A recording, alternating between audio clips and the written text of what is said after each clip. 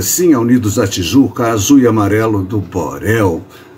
Enfim, estamos falando que em 2023 ela trouxe uma homenagem à Baía de Todos os Santos. O carnavalesco era Jaque Vasconcelos, que estava fazendo seu carnaval pelo segundo ano, mas era perceptível, e a gente, né, no meu caso, como carnavalesco, a gente percebe quando o carnavalesco tem que tirar da cabeça que do bolso não dá. A Tijuca com muito problema financeiro, entendeu? Muitas propostas alternativas. Enfim, tá bom? O som e a imagem, gente, podem falar aí para que eu possa corrigir aqui para vocês. Eu vou até ver aqui como é que tá o volume. Tá no máximo, o silêncio está total. Eu espero que todo mundo venha curtir aí essa onda do Borel, né? Vamos comer, vamos viajar para Portugal. Então, o Jaque Vasconcelos, nos seus 2 carnavais, o Guaraná foi um pouco melhor em 2022 e esse último foi bem sofrido, né? Não podemos de forma nenhuma jogar culpa no carnavalesco, como a maioria das escolas fazem, né? Porque carnavalesco não é santo milagreiro, né? Ele tem as ideias, ele é contratado pela criatividade para propor uma obra bonita em fantasias, alegorias e agora enredo também, né? Mas a escola tem que apoiar financeiramente. Sem dinheiro é difícil. Então era nítido notório que a Tijuca teve problemas financeiros. Não investiu aquilo que deveria nesse último carnaval e correu riscos, né? Isso é uma situação chata. Mas mudou-se tudo, né? Está trazendo um carnavalesco campeão para ver, né, se essa maré ruim vai embora e traga boas energias, né? Eu vi algumas falas do Alexandre e vi estampado nele, sabe, tesão. É tão bom isso para o carnavalesco renovar as cores, renovar a alma, renovar as ideias. Ele agora sozinho, ele não está mais dividindo o carnaval, né? Que a gente viu o que aconteceu com a Beija-Flor, né? Com a proposta de trabalho, era nítido, notório que tinha 2 cabeças pensantes, qual e predominou, não sei, mas acabou atrapalhando a proposta plástica trazida pela escola. E o Alexandre fez certíssimo, né? Foi buscar novos ares e para Unidos da Tijuca. E traz o enredo, que a princípio, Santarém, Pará. Opa, vamos lá, Saldanha. Então, o Alexandre Lousada fez a proposta de um enredo que no início, eu não sei porquê, a gente tem um ranço com Portugal, engraçado, né? Querendo ou não, foi a nossa maior colonização, né? Somos todos um pouco portugueses, né? Nós temos o pé na África, como temos o pé nos povos originais aqui, né? Então, não sei por que temos esse ranço, mas quando vamos falar de Portugal, aí alguns de novo, enfim, não vai ser um bom enredo. Olha, eu tenho a dizer que o conto de fados, né, pode vir a se tornar um conto de fadas na sua proposta. O Alexandre é um carnavalesco super campeão, sabe apresentar trabalho. Se tiver um apoio digno e sério da diretoria, aí o Fernando Horta tirar esse escorpião do bolso, né, e vamos, Tijuca, vamos voltar e vamos buscar o título, sei não, sabe, assim, é um enredo que eu, como falo, né, para falar aqui para vocês, eu tenho que falar com propriedade, a gente pesquisa, é um enredo riquíssimo, conto de fados. É uma coisa assim que, às vezes, tem setores do enredo que daria um enredo. Eu estava vendo aqui, assim, meio que pontuei algumas coisas. E interessante, o conto de fados, ele está dividido em 6 setores, né? Então vai ser como fosse um grande fado cantado, né? Que aí ele até brinca no início, né? Vai ser um samba fadado, né? Que o fado é o samba português, não tem nada a ver, mas é a música, né, que caracteriza e marca, identifica Portugal como um samba Brasil, né? E essa mistura vai dar na Tijuca um samba fadado, ele sugere isso no início. Então, o interessante é que está dividido em 6 setores o desfile da Tijuca. É a maior escola, eu não sei se vai vir com 6 alegorias, já acho uma loucura. Todas as outras, até a poderosa Beija-Flor, está com 5 setores, 5 alegorias, evidentemente deve ter carro acoplado e tudo mais, mas são 5 setores. O Alexandre nos traz 6 setores, a maior escola ou o maior enredo, né, em a sua apresentação. E está dividido como se fosse fados, né? Vão ser fados cantados em cada setor.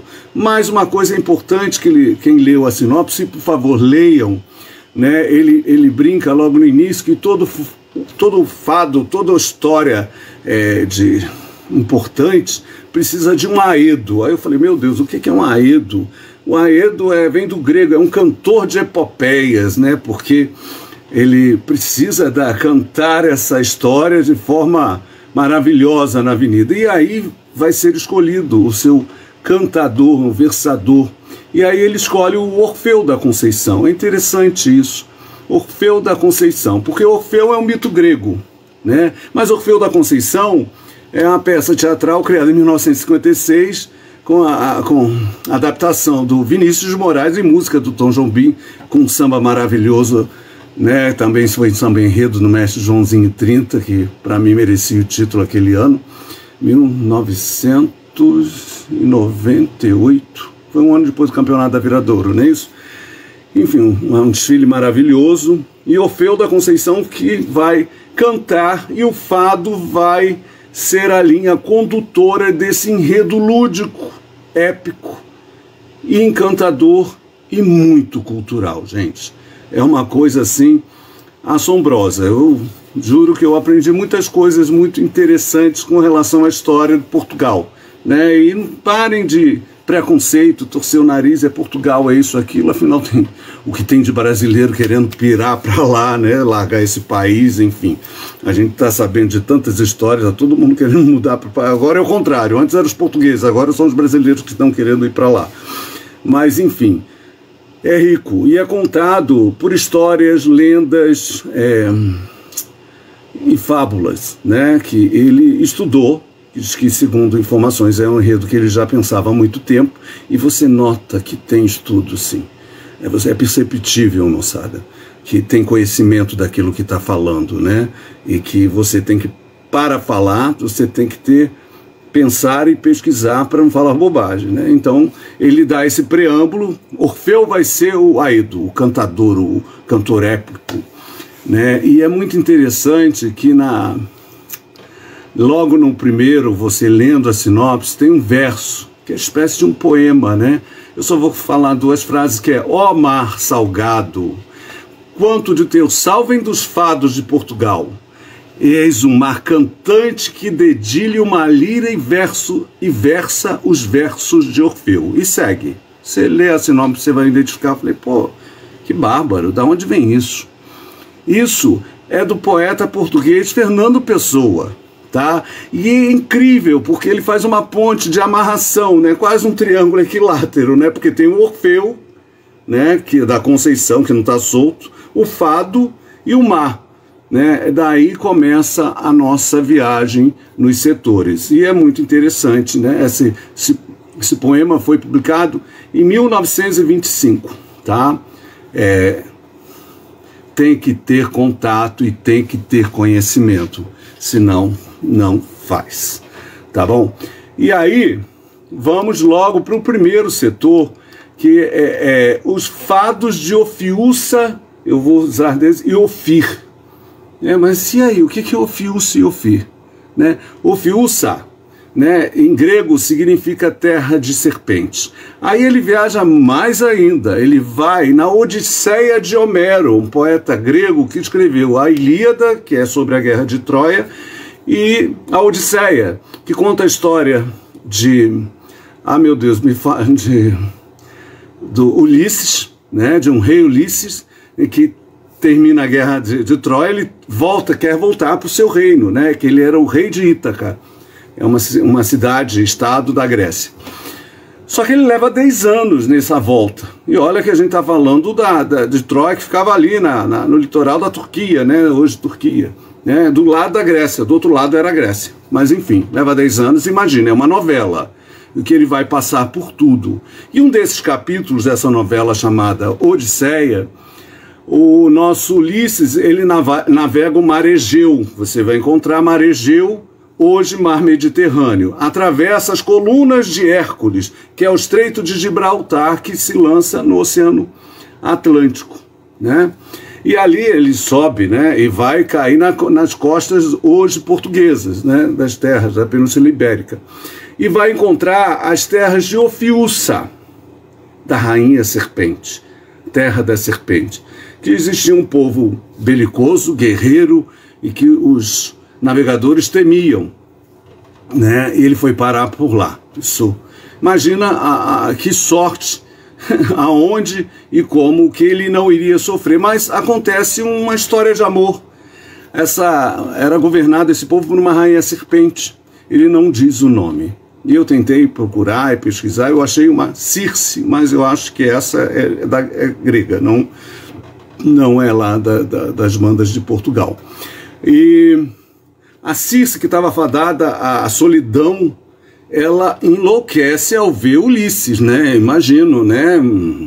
Na boa, o tesão enlouquece essa mulher que vivia solitária e vê aquele guerreiro grego maravilhoso e morre de paixão, né? E aí começa, né? Isso é bem assunto para um fado português, né?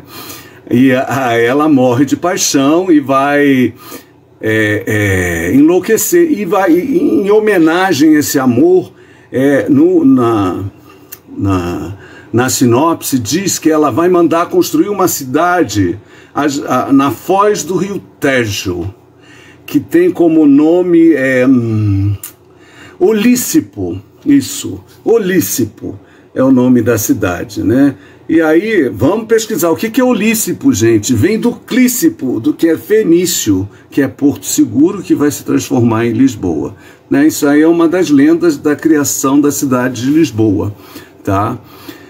E, enfim, a lenda continua, mas não é falada na sinopse. Eu fui atrás, né? Que dizem que desse tesão todo entre a Rainha Serpente e Ulisses, e olha que ele é casado e tinha um filho em Ítaca. Ele queria voltar para lá, ele volta depois de 10 anos.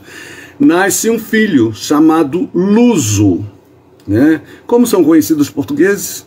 Lusitanos, Luso, né? Então acho que dele vai originar o povo português, seria, né? Que vai ter uma região em Portugal chamada Lusitânia, que a gente vai falar mais na frente. Então nós vamos ver esse fado de Ophiucha contando a Odisseia de Homero, falando dessa cidade, dessa rainha serpente que vai gerar uma das lendas da fundação de Lisboa, ou de Olícipo, né? Lisboa, tá? A outra é o fado de Ofir. Ofir, gente, quem gosta de samba antigo deve lembrar de 1975, só pesquisar no Google, né? As Minas do Rei Salomão, nosso mestre Joãozinho 30, que fala nas terras de Ofir, né? O que ficava nas terras de Ofir? Ficava as Minas do Rei Salomão, de ouro e prata, né? As riquezas do Rei Salomão. E dizem que os fenícios, que eram um povo marítimo, né, que vai chegar lá em Portugal no século 9 a.C., né, eles sabiam e faziam esse comércio, né, comerciantes, e pegavam o ouro das terras, das minas de Ofir, e levavam para o rei Salomão, tá? Então vai mostrar essa lenda, e diz que as naus, né, sairiam da praia de Fão, né, que eram protegidas pelos cavalos de Fão, que é uma outra lenda, né, nessa praia de Fão, que diz que é belíssima, que tem cavalos marinhos, né, que eles voam e nadam, são seres especiais, né, e evidentemente são celebrados hoje em Portugal, dizem que podem aparecer na noite de São João, né? Então isso resume para vocês o primeiro setor, porque é extenso, é muita informação, tá? Enfim, então vou tentar ser mais sintético, mas o primeiro setor é uma viagem bacana e que com muito assunto legal, e vai depender de plástica, de fantasias e alegorias, a gente viaja que pode dar coisas incríveis, que a Tijuca permita ao Alexandre enlouquecer, né? O segundo setor são os fados da magia. Aí ele vai falar dos povos que ocuparam, né, essa região da Península Ibérica, especialmente a região hoje localizada em Portugal. Então ele vai falar dos celtas, né, que chegam lá na Idade do Bronze. E em especial dos celtas vem a questão da magia druida, né? Que os celtas eram um povo que adorava a natureza, cultuava os deuses da natureza, festejava os equinócios, as estações do ano, especialmente a primavera, né, quando tudo renasce, porque na Europa o frio é frio mesmo, né, é época de eclosão. Então ele vai mostrar toda essa influência celta na cultura portuguesa. Eu andei pesquisando, na sinopse não fala, mas nós temos no nosso vocabulário 3 palavras que vieram, segundo a informação, do celta: árvore, abraço e carne. Eu não sabia, né, mas encontrei na minha pesquisa. Então, aquela história. E muitas características, né, eu parei para pensar, gente, Portugal, a gente reclama, nós só temos 500 anos. Mas Portugal começa a história dele no século 9 a 10. Tem gente dizendo que é no 12, quando os fenícios chegam nas terras portuguesas, hoje portuguesas na época, não eram nada, e fundam a primeira cidade lá, que é justamente Olícipo, que vai virar Lisboa. Aí é sem lenda. Não, então eles tiveram 600 anos de ocupação fenícia. Teve os celtas vieram para lá e ocuparam, não foi, fizeram parte da terra, né? Mas ocupação mesmo. E os fenícios eram comerciantes, mas dominação. Tiveram os gregos por lá por 300 anos. Não foram romanos por quase 700 anos. Os mouros, quase 800 anos. Imagina a influência que esses povos todos têm na formação do povo português. É uma loucura. E querendo ou não, vamos só lembrar, quem lembra aí do enredo da Unidos da... Ah, meu Deus do céu, de Padre Miguel, desse ano agora, que falava da influência da cultura moura no Nordeste, que não é só no Nordeste, é no Brasil inteiro, porque a cultura moura está enraizada, né, na cultura portuguesa, né? Quer dizer, eles absorveram muito. Mas vamos lá. Então, o primeiro momento desse segundo setor vai falar dos celtas. Entende como é rico? Porque eu estou entrando em outros lados para tentar explicar um pouco da minha viagem para a pesquisa. Então, vai falar dos celtas, o lado mágico, da magia druida, enfim, do culto à natureza, enfim. Isso vai ser visto nesse segundo. O outro vai falar de um povo que por lá viveu, é interessante, que tem...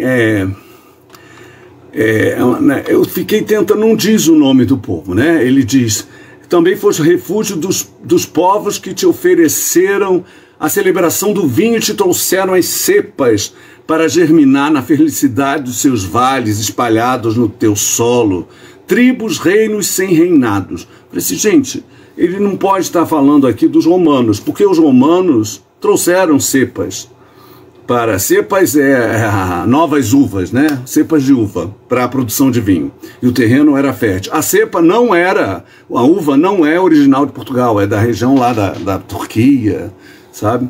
Então não veio dali. Então ela é trazida para lá, né? Encontra solo fértil. Aí eu falei assim, gente, que povo foi esse? Aí eu encontrei os íberos, né? Porque não é à toa que é conhecida a Península Ibérica, né? Então ali viviam os íberos. Né? Só que é um povo que ocupou, né? Por isso que ele bate nisso, tribos, reinos sem reinados, porque eles não formam algo preponderante, né? Assim, para ser exaltado no sentido de dominação, de ocupação, né? Eram tribos independentes, reinos sem reinados, né? Eles viviam por lá, né, que são os íberos, e que foram assimilados, né? É tão interessante essa palavra, assimilados. Na pesquisa eu ouvi muito, né? Então, bom, eles cultuavam vinho como uma bebida sagrada, tá? Então nós vamos ver os íberos e os celtas no segundo setor, né, que chama-se fado da magia, né? Vinho como uma bebida mágica, né? E é realmente, né, maravilhoso, né? O terceiro setor, mas você pode perceber que como é rico, né? O que ele pode aprontar? Tudo se a diretoria da escola permitir, né? O terceiro setor já fala do fado dos invasores. Aí, é como eu estava falando, né? Teve a ocupação dos fenícios, teve uma parte de ocupação grega, que não foi lá das mais importantes, mas os fenícios, a meu ver, né, na minha pesquisa, que trouxeram as primeiras cepas de uva, porque, afinal de contas, eles estavam lá do lado, né, da origem das uvas, né? Enfim, e o vinho era uma coisa bastante cultuada nesse período, século IX a.C. Depois os romanos chegam no século I, II, né, e ficam lá até o século V, quer dizer, quase 700 anos de ocupação romana. E o Império Romano era o seguinte, assimilação mesmo, ele passava por cima e todo mundo tinha que virar romano, né? E nessa parte, ele vai abrir um parêntese para exaltar um herói nacional que é de Portugal e Espanha, chamado Viriato. Olha aqui, Viriato Ferreira, né? Um grande carnavalesco. Enfim, tem um Viriato que é um herói da resistência de uma região. Aí sim, esse era um bravo guerreiro, né? E que não queria se curvar à dominação romana, né? Aquela história toda, e luta, e luta. Ele era da Lusitânia, olha só, Lusitânia, enfim, é uma região ali que englobava a parte de Portugal e Espanha. Enfim, vai ter muito vinho na avenida, sim, uvas, enfim, bolinhos de, como é que chama, de Belém, não é isso? Pastéis de Belém, enfim, pastéis de nata, mas vamos lá. Os romanos, né, os romanos chegam e assimilam tudo, né, ficam lá por quase 700 anos. Né. O português, o nosso português, né, vai se originar do latim dos romanos com os dialetos falados na região. Diz que quando começa a falar o português, esse nosso idioma, né, que é derivado do latim, foi na região do Douro, lá em cima, no norte de Portugal. Depois vai descendo, né? Então, eles influenciam isso. Técnicas de agricultura, faz de Portugal, faz dessa região, que não era Portugal e Espanha, não tinha limites geográficos, né, e políticos, como a maior região que mais produzia vinho do Império Romano, enfim. E os romanos, o Império Nórdico, por isso que alcançou o que alcançou, eles eram muito avançados em técnicas, né, seja de construção, seja na agricultura, seja em tudo. Eles levaram isso para lá e tornou-se essa região a maior produtora de vinho do Império Romano. Então vamos ver tudo isso, essa influência romana na história portuguesa. E depois ele dá um pulo, né, ele vai para os mouros, que ficaram mais ainda, né? Ficaram do século VIII ao século XV, né? O mouro, sabe o que é mouro? Mouro era, como era designado, o árabe de pele escura e religião muçulmana, né? Pele escura não significa ser preto, apesar deles serem do norte da África. São morenos, eu não posso, pardos, mas pardo escuro, quase os indianos, né, que isso designava os mouros, né, que invadiram, e os mouros, os árabes, eles trouxeram muito conhecimento, né, mapas, navegação, astronomia, agricultura, enfim, arquitetura, costumes, né? Aí vamos ver, a influência moura nesse país é gigantesca. Nós aqui somos muito também influenciados, porque, 800 anos, nós temos 500 só de vida, como país, como nação. Né? Então vai falar tudo isso, que a contribuição dos mouros para a formação da nação portuguesa. Riquíssimo, sabe? Aí ele pode surtar de uma forma extraordinária, com belezas incríveis. É um setor, né, que fala de Roma e dos mouros, imagina. O outro fala o quarto setor fala do fado à beira-mar, né, também tudo é fado, tudo é cantado, tudo eu estou reduzindo aqui para vocês, né. E aí ele vai falar já de Portugal agora como nação, né, que nasce no século XII, Portugal, era o Porto de Cali. Cali era uma cidade romana, né, que estava localizada mais ou menos na mesma região do Porto hoje. E aí ficava Porto Cali juntou tudo, que no final deu Portugal. E assim nasceu Portugal, o Reino de Portugal. E aí ele vai falar da escola de Sagres, né? Vai falar das grandes navegações, né? Que era necessidade, né? As especiarias, né?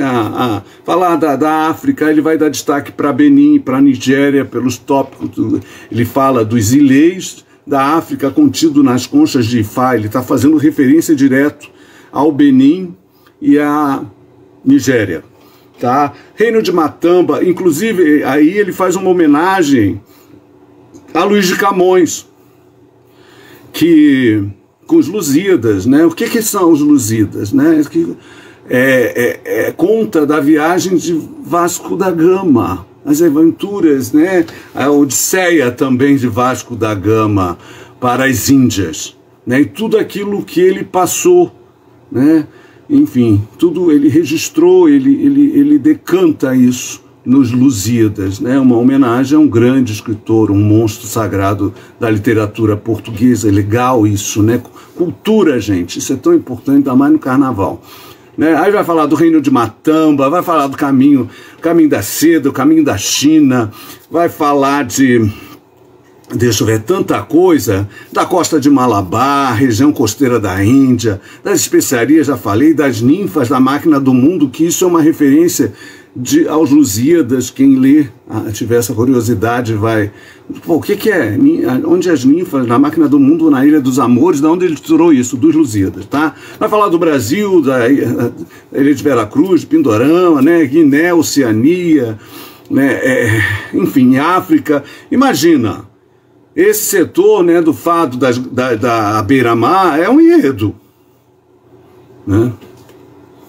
É riquíssimo, que não pode tirar da cabecinha do Alexandre. Coisas maravilhosas, né? Isso aí não tem preço. Agora, o quinto setor é o fado da alma portuguesa, com certeza. Ele ter as coisas do Eira nem Beira, pequeno, falando do pequeno grande Portugal. Ele vai homenagear aos grandes escritores, aos grandes fadistas, os cantores seriam, né? A culinária portuguesa com seus doces, as suas comidas típicas que hoje nós amamos, né? Bacalhau, né? A pesca da sardinha, né? Os pescadores também, que é bem tradicional. Enfim, vai fazer essa homenagem. Imagina, literatura, música, culinária, num setor só. Né, para essa terra que começa, né, no século 9 ou 12 a.C., né, começa as histórias por lá.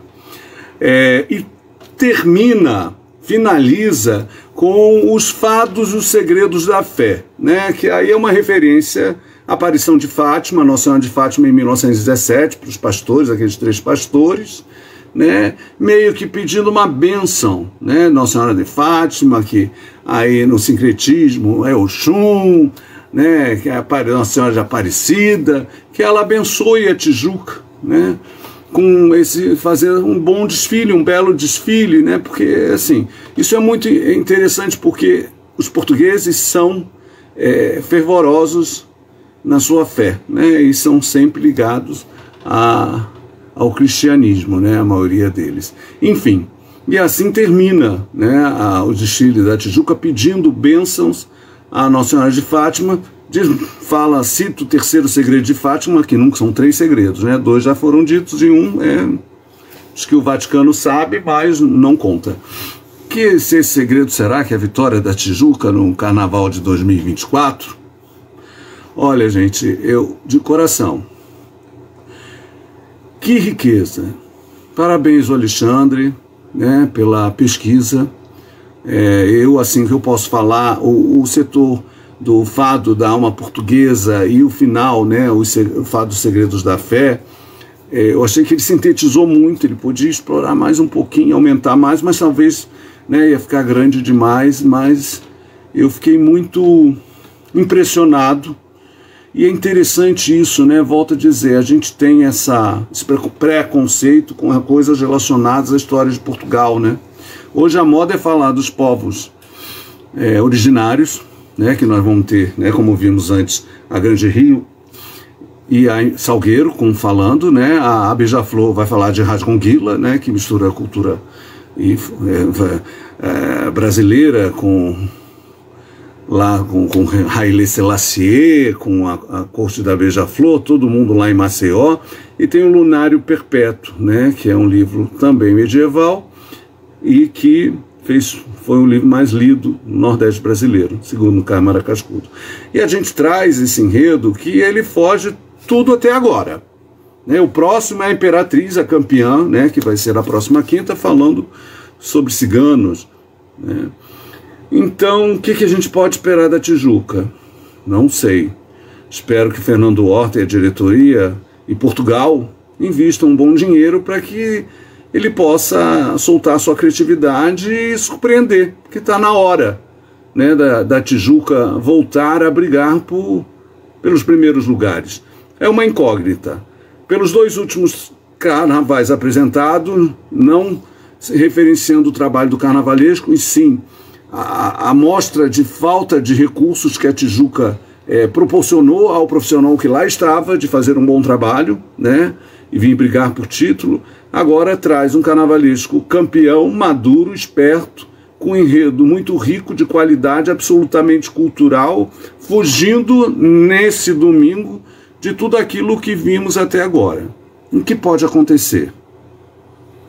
A sorte vai ser lançada. Pode acontecer tudo, pode acontecer nada, né?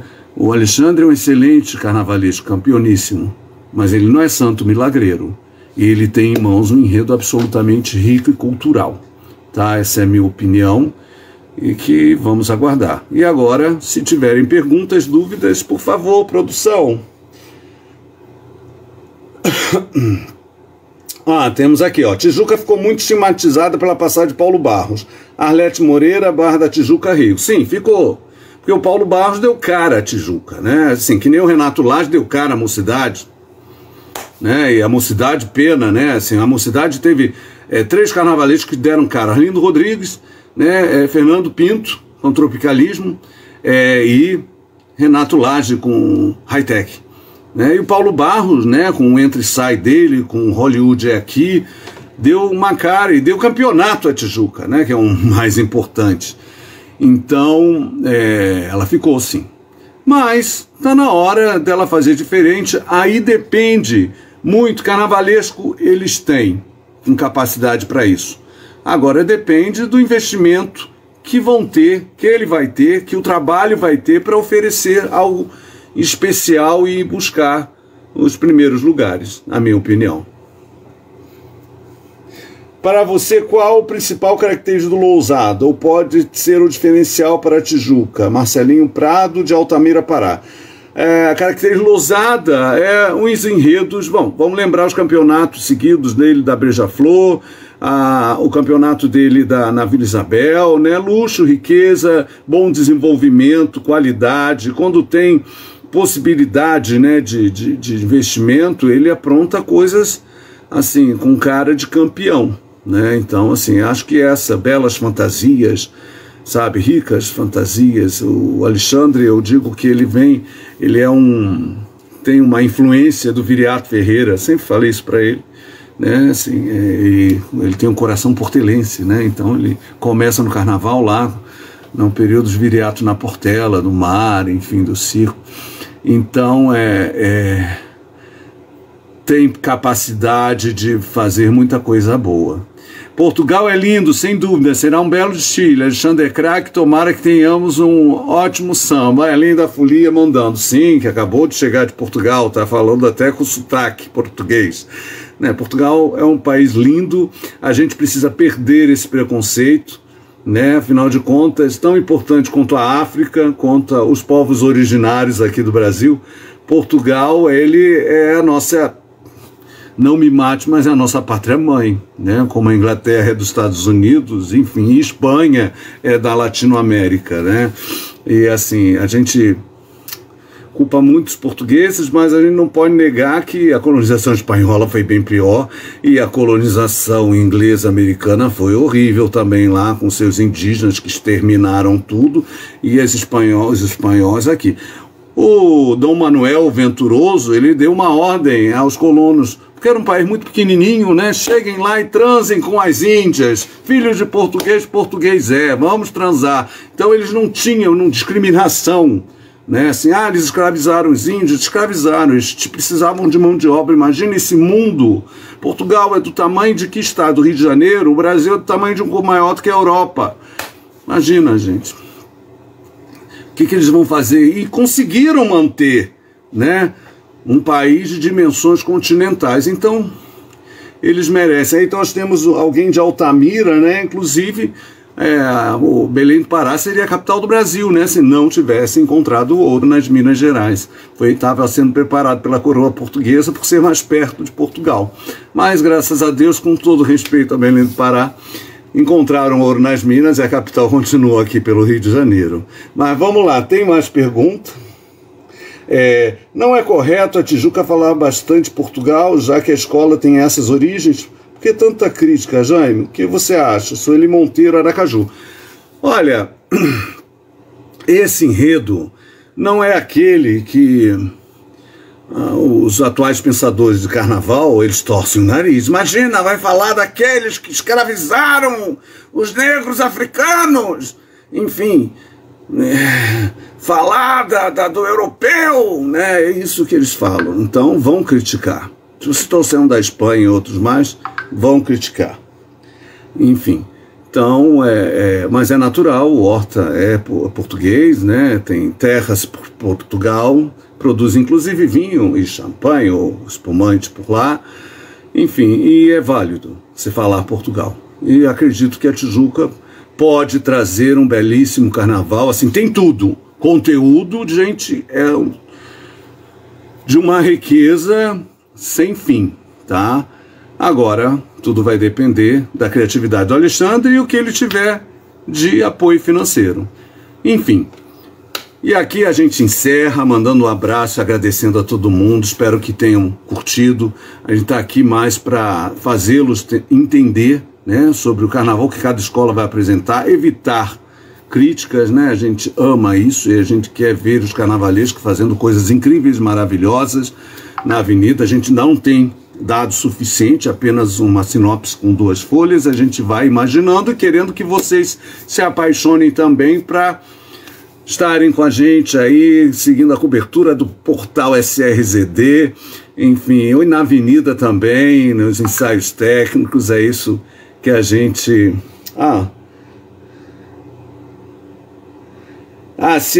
tem uma pergunta. Como você classifica, Jaime, esse enredo original ou CEP do da Saia? Original. CEP por quê? Eu falei aqui da Odisseia de Homero, eu falei de Fernando Pessoa, eu falei de Luís de Camões, eu falei eu falei de tanta coisa incrível, dos mouros, dos romanos, enfim. CEP, porque é de Portugal, faz parte da nossa cultura. Nós brasileiros, né, que torcemos hoje o nariz para esse enredo e queremos criticar, né, não sabemos e não entendemos o quanto nós temos de portugueses nos nossos hábitos, né, na nossa vida, no nosso dia a dia, nos nossos costumes, certo? Nosso amigo do Além da Folia, o Marcelo, que esteve lá em Portugal, ele percebeu e sentiu. Eu já fui uma vez, tive o prazer, mas só Lisboa, eu me senti em casa, tá? Então, é isso que a gente pode esperar. Não tem nada de CEP, é um enredo absolutamente cultural e que o Alexandre pode deitar e rolar se tiver apoio financeiro da escola, né? Coisa que não acontece há 2 anos, com o carnavalesco que lá estava. Então, vamos aguardar para ver o que vai aprontar no desfile oficial no domingo. E quinta-feira que vem vamos ter Imperatriz. Vamos saber aí o que o Leandro Vieira está aprontando para ir buscar o bicampeonato. Tá certo, gente? Beijo no coração, bom fim de semana, a gente se vê na quinta-feira que vem. Tchau, tchau.